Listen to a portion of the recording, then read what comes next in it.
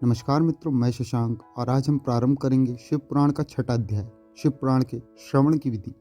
सौनक जी कहते हैं, महाप्रज्ञ सूत जी, आप धन्य एवं शिव भक्तों में श्रेष्ठ हैं।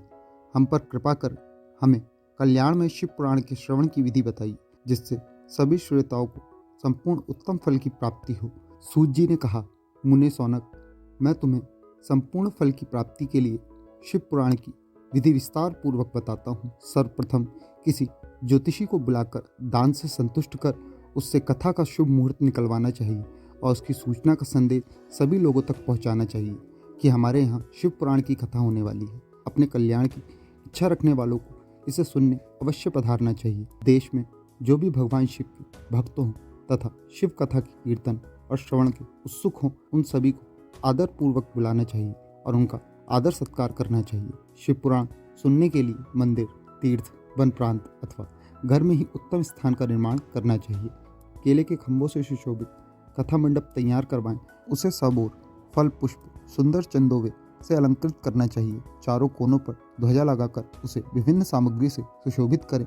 भगवान शिव के लिए भक्तिपूर्वक दिव्य आसन का निर्माण करना चाहिए तथा कथावाचक के लिए भी दिव्य आसन का निर्माण करना चाहिए।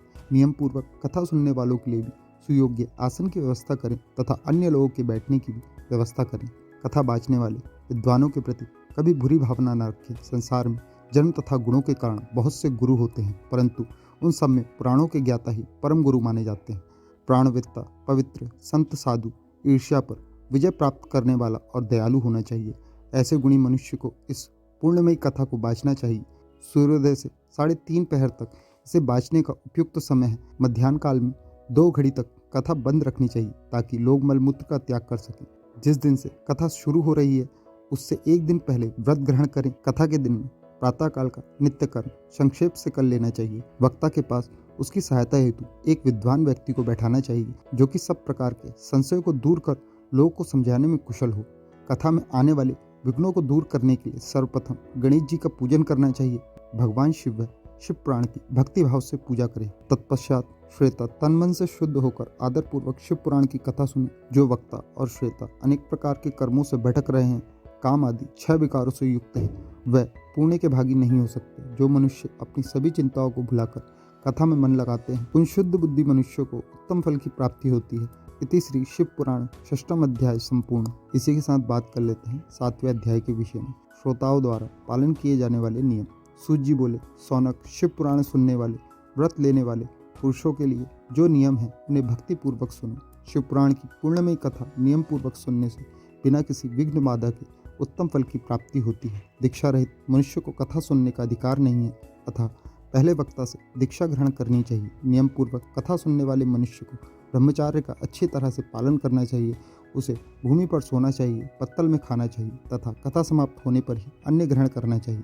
समर्थ मनुष्य को शुद्ध भाव से शिव पुराण की कथा की समाप्ति तक उपवास रखना चाहिए और एक ही बार भोजन करना चाहिए। गरिष्ठ अन्न, दाल, जलान्न, सोम, मसूर तथा बासी अन्न नहीं खाना चाहिए। जिसने कथा का व्रत ले रखा हो उसे प्याज, लहसुन, हींग, गाजर, मादक वस्तु तथा अमिष कही जाने वाली वस्तुओं को त्याग देना चाहिए। ऐसा मनुष्य प्रतिदिन सत्य, शौच, दया, मौन, सरलता, विनय तथा हार्दिक उदारता आदि सद्गुणों को अपनाए तथा साधु संतों की निंदा का त्याग कर नियम पूर्वक कथा सुने। सकाम मनुष्य इस कथा के प्रभाव से अपनी अभिष्ट कामना प्राप्त करते हैं और निष्कर्म मोक्ष को प्राप्त करते हैं। सभी स्त्री पुरुषों को विधि विधान से शिव पुराण की उत्तम कथा को सुनना चाहिए। महर्षि शिव पुराण की समाप्ति पर श्रोताओं को भक्तिपूर्वक शिव की पूजा की तरह पुराण पुस्तक की पूजा भी करनी चाहिए तथा इसके पश्चात विधि पूर्वक वक्ता का भी पूजन करना चाहिए। पुस्तक को रखने के लिए नया और सुंदर आसन बनाएं। पुस्तक व वक्ता की पूजा के उपरांत वक्ता की सहायता हेतु बुलाए गए पंडितों का भी सत्कार करना चाहिए। कथा में पधारे अन्य ब्राह्मणों को भी अन्य धन का दान दे। गीत, वाद्य और नृत्य से उत्सव को महान बनाए। विरक्त मनुष्यों को कथा समाप्ति पर गीता का पाठ करना चाहिए तथा गृहस्थ को श्रवण कर्म की शांति हेतु होम कराना चाहिए। होम रुद्र संहिता के श्लोकों द्वारा अथवा गायत्री मंत्र के द्वारा करें। यदि हवन करने में असमर्थ हैं तो भक्तिपूर्वक शिव सहस्त्रनाम का पाठ करें। कथा श्रवण संबंधी व्रत की पूर्णता के लिए शहद से बनी खीर का भोजन 11 ब्राह्मणों को कराकर उन्हें दक्षिणा दे। समृद्ध मनुष्य 3 तोले सोने का एक सुंदर सिंहासन बनाए और उसके ऊपर लिखे अथवा लिखाई हुई शिव पुराण की लिखी पोथी विधि पूर्वक स्थापित करें तथा पूजा करके दक्षिणा चढ़ाएं। फिर आचार्य को वस्त्र, आभूषण एवं गंध से पूजन करके दक्षिणा सहित वह पुस्तक उन्हें भेंट कर दें। शौनक, इस पुराण के दान के प्रभाव से भगवान शिव का अनुग्रह पाकर मनुष्य भाव बंधन से मुक्त हो जाता है। शिव पुराण को विधि पूर्वक संपन्न करने पर यह संपूर्ण फल देती तथा भोग और मोक्ष प्रदान कराती है। मुने, शिव पुराण का सारा महत्व जो संपूर्ण फल देने वाला है मैंने तुम्हें सुना दिया है। अब आप और क्या सुनना चाहते हो? श्रीमान, शिव पुराण सभी पुराणों के माथे का तिलक है।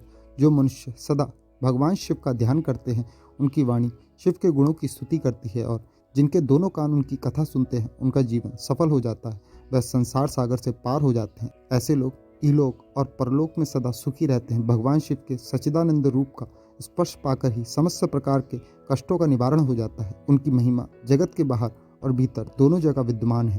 अतः उन अनंत अनादन रूप परम शिव की मैं शरण लेता हूँ। इति श्री शिव पुराण सप्तम अध्याय संपूर्ण। मित्रों, कल से हम शिव पुराण की विंध्येश्वर संहिता प्रारंभ करेंगे। जिन लोगों को हमारी वीडियो पसंद आए वीडियो लाइक करें, शेयर करें और हमारे चैनल को सब्सक्राइब करना ना भूलें। धन्यवाद।